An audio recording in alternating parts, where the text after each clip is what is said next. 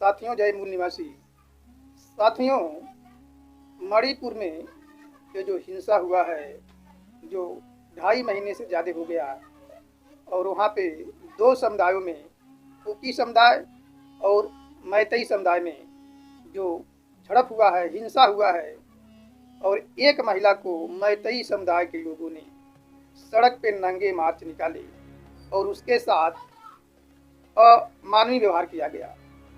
यहाँ तक कि ये सभ्य समाज के लिए ये बर्दाश्त से बाहर की बात है। लेकिन वहाँ के मुख्यमंत्री एन बीरेन सिंह कहते हैं कि ऐसी घटनाएं तो लगभग सैकड़ों घटी है, यानी वे खुद इस बात को स्वीकार कर रहे हैं और कह रहे हैं कि ऐसी घटनाएं तो सैकड़ों घटी है। तो आप मुख्यमंत्री किस बात करने के लिए हैं? आपको एक्शन लेना चाहिए। तो कितना एक्शन लिए हैं? किन लोगों को गिरफ्तार किए हैं, किन लोगों को सजा दिलाए हैं? ये तो जब सोशल मीडिया पे जब वीडियो वायरल हुई है तब जाकर के थोड़ा अब कैमरे के सामने आकर के बात कर रहे हैं। और मोदी जी जो विदेशों में घूम रहे थे वो भी कुछ बोलने के लिए मजबूर हुए हैं, लेकिन मणिपुर पे कम बोले हैं और राजस्थान और छत्तीसगढ़ के ज़्यादा बोले हैं। इससे अच्छा ये रहता कि मोदी जी बोले ही नहीं। अरे इन लोगों को आप सज़ा दिलाइए, कठोर से कठोर सज़ा दिलाइए। और हम तो मांग करते हैं और देश की जनता भी मांग करती है कि इन लोगों को फांसी की सज़ा देनी चाहिए। यदि हमारे देश में निर्भया कांड हुआ था तो सभी गोदी मीडिया पूरे आसमान को सर पे उठा करके ये कितने दिन तक इसको चलाता रहा टेलीविज़न पे, जिसका परिणाम हुआ कि वो उसका आरोपी का फांसी हो गया। लेकिन ये आदिवासी महिला है, वो तो जो है कि सवर्ण महिला थी, लेकिन ये आदिवासी महिला है। क्या मैं इन बेशर्म मीडिया वालों से मैं कहता हूँ कि क्या उसके गुनाहगारों को तुम लोग फांसी नहीं दिलाओगे? साथियों, ये भी जो है हिंसा हुआ है, इसके पीछे का एक कारण है आरक्षण कारण है। वहाँ पे जो मैतेई समुदाय है वो काफ़ी संपन्न है, सामाजिक, आर्थिक और राजनैतिक हैसियत भी रखते हैं। तो वो लोग ये चाहते थे कि हमको अनुसूचित जनजाति में शामिल कर लिया जाए। अगस्त 2012 को ये लोग एक अनुसूचित जनजाति मांग कमेटी बनाए थे और उसी कमेटी के द्वारा मणिपुर हाई कोर्ट में याचिका दाखिल किया गया था कि मैतेई समुदाय के लोगों को अनुसूचित जाति का दर्जा दिया जाए।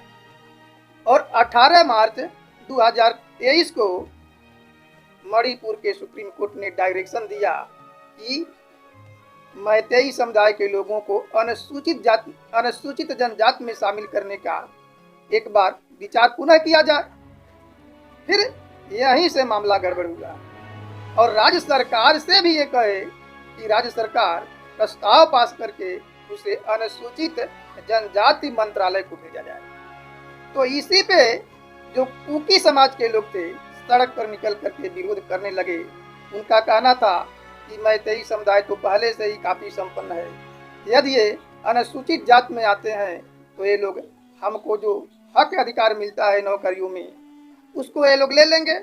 और चूंकि वहाँ पे कानून है कि वहाँ के जो कुकी जनजाति के लोग हैं उन लोगों का जमीन कोई दूसरा नहीं ले सकता है, बल्कि कुकी समाज के ही लोग ले सकते हैं। और जब ये मैतेई लोग अनुसूचित जनजाति में आ जाएंगे तो हमारे जमीन को भी ले लेंगे। यही आक्रोश का कारण बना।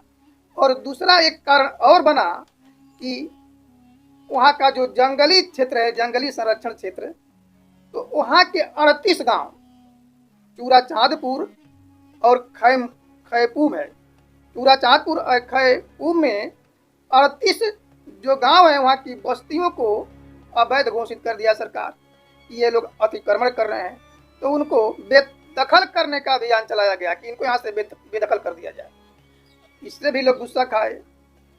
तो किसी मीडिया वाले ने ये अफवाह फैला दिया कि ये तो कुकी समाज के लोग, कुकी समुदाय के लोग, ये लोग मैतेई समुदाय के गांवों को जला रहे हैं, उनके औरतों के साथ गलत व्यवहार कर रहे हैं। फिर क्या हुआ?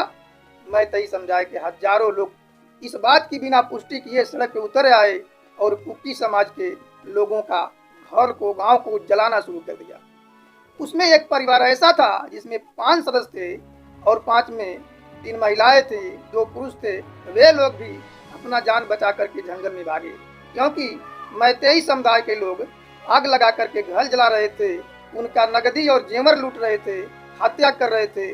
वे जब जान बचा करके जंगल की ओर भागे तो पुलिस उनको पकड़ा संरक्षण के नाम पे कि मैं तुमको संरक्षण दूंगा, और वही पुलिस जो है ले जा करके उस औरत को भीड़ को सौंप दिया। औरतें सोची कि पुलिस आ गया हमारा रक्षा करेगा ही करेगा, इसलिए वो सब भागी नहीं। और जब वो सौंप, ये औरतें खुद कर रही हैं, पीड़ित औरतें खुद कर रही है, तो उसके साथ क्या दुर्व्यवहार हुआ। पहले उन लोगों के साथ बलात्कार हुआ, 2 महिलाओं के साथ, और बलात्कार करने के बाद सड़क पे परेड कराया गया नंगी अवस्था में। ये वीडियो देश के हर एक जनता के पास पहुंच गया है। तो ये सभ्य समाज के लिए बर्दाश्त करने लायक ही नहीं है। इसके पीछे का कारण क्या है? वहाँ के कुछ लोग जो दिल्ली में प्रदर्शन कर रही थी, कुकी समाज की महिलाएं, वे खुदा खुलासा करते हुए कही हैं कि ये सरकार का प्री प्लानिंग था, क्योंकि कुकी समुदाय के लोग ईसाई धर्म को स्वीकार कर लिए, ईसाई हैं, जबकि मैतेई हिंदू समाज। तो वहाँ पे अल्पसंख्यक का बनाम बहुसंख्यक का अनी मुद्दा उठाना चाहते थे, ईसाई बनाम हिंदू का। जैसे गुजरात में वोट पाने के लिए गोधरा कांड कराया गया और हिंदू बनाम मुसलमान का मुद्दा उठाया गया, और बीजेपी आज तक उसमें राज कर रही है गुजरात में। वही सेम हालत मणिपुर की ये लोग करने वाले हैं कि 2 समुदाय के लोगों में झगड़ा करा दीजिए, अल्पसंख्यक को हटा दीजिए और बहुसंख्यक को अपने पास कर लीजिए। तो ये ध्रुवीकरण की राजनीति है, पोलराइजेशन की राजनीति है। यदि इसी प्रकार से 2010 राज्य में ये लोग हिंदू बनाम मुसलमान, हिंदू बनाम क्रिश्चियन, हिंदू बनाम ये लोग सिख कर देते हैं, हिंदू बनाम बौद्ध कर देते हैं, तो चूंकि जो अल्पसंख्यक हैं धर्म के नाम पे, वो अपनी प्रतिनिधि को जिता करके भेज नहीं पाएंगे, और हिंदू के नाम पे SC ST OBC के ये लोग हिंदू बना लेंगे। तो ये हिंदू मुसलमान का और हिंदू ईसाई का, हिंदू सिख का, हिंदू बौद्ध का ये मामला लोग खड़ा कर रहे हैं। ये 2024 का चुनाव जीतने के लिए जगह जगह। इसीलिए नरेंद्र मोदी 2.5 महीने तक कुछ नहीं बोला। ये तो जब वीडियो आई है सामने तो ये शर्म के माले शर्म किया है, जब चारों तरफ से ट्रोल होने लगा आदमी, तब जाके आदमी बोले हैं, नहीं तो ये बोलते भी नहीं। तो इस बात को हमें मूल निवासी बहुजन समाज के लोगों को सोचना चाहिए कि हमें आने वाले 2024 में किस प्रकार से इन लोगों से बचना है, क्योंकि इन लोगों के पास कोई मुद्दा तो है नहीं। अब सबका साथ सबका विकास का मुद्दा खत्म हो गया, 15 लाख का मुद्दा खत्म हो गया, 2 करोड़ नौकरी का मुद्दा खत्म हो गया, काला धन लाएंगे वो भी मुद्दा खत्म हो गया है। तो इसके पास कोई मुद्दा ही नहीं है। अब केवल ये पुराना मुद्दा है कि सांप्रदायिक दंगा करा करके यहाँ के SC ST OBC के लोगों को हिंदू बना करके अल्पसंख्यक, जो धार्मिक अल्पसंख्यक लोग हैं, उनके खिलाफ पोलराइजेशन करके, ध्रुवीकरण करके पुनः 2024 में सत्ता पे काबिज किया जाए। इसके पीछे का खेल यही है, और यही बीजेपी का प्री प्लानिंग। तो हमारी बात आप लोगों को कैसी लगी, इस पर आप लोग कमेंट दीजिएगा। हमारी बात आप लोगों ने ध्यानपूर्वक सुना, उसके लिए धन्यवाद। जय हिंद।